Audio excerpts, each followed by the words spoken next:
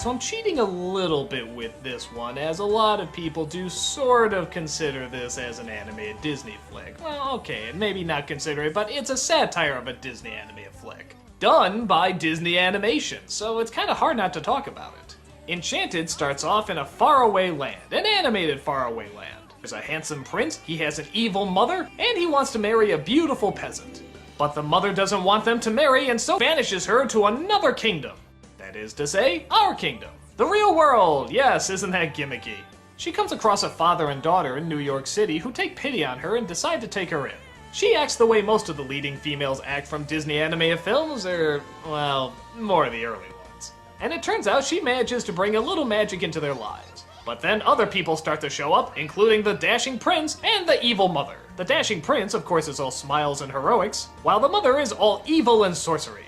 And while spending time in the quote-unquote real world, they find that some of the ways they've been acting in their cartoony world doesn't seem very logical. For example, the peasant decides to ask the prince to go out on a date. They also discover that the stationary roles that they're so used to staying in don't have to be there all the time. A woman can be strong, a man can be weak, and so on and so forth.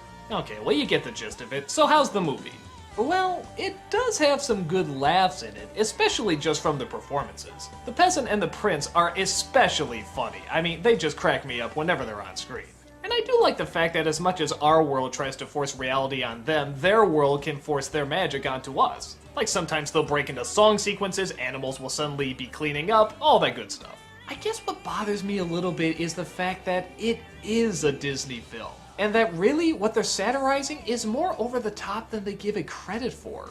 I mean, number one, the films they're satirizing really are the films like Snow White and Cinderella. The more modern fairy tales don't quite go as this goofy. That is except for this one line, and this does make me laugh. And you are? Giselle. Oh, Giselle! We shall be married in the morning. That is spot on.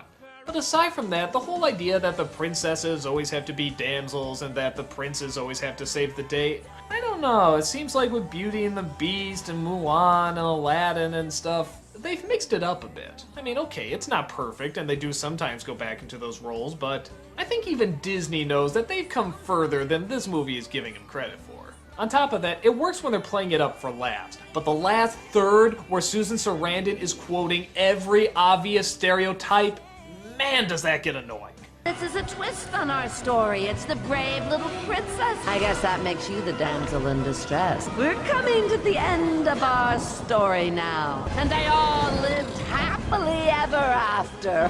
It's time to take our tale to new heights. Just dying to know how it ends. Yes, we get it. Things are switched around. Ooh. See, in my opinion, when you really want change to happen, you just sort of do it. You don't draw a ton of attention to it. I guess I'm very much a by-example person that way.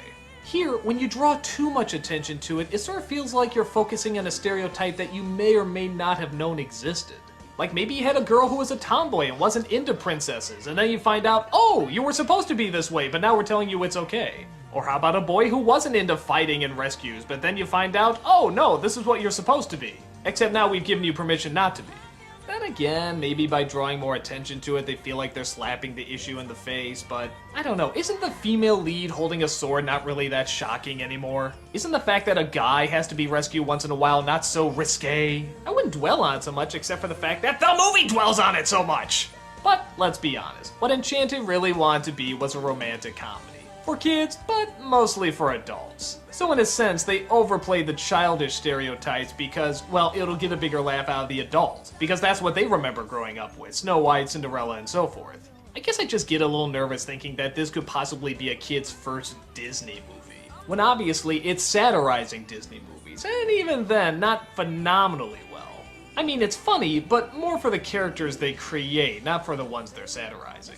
So kind of a mixed bag, but I find I do enjoy it. And we get down to it, I guess it is harmless enough. But what would this mean for Disney? Would this mean that the 2D animation studio is back after such a long and horrible hiatus? Well, we'll find out in the next film.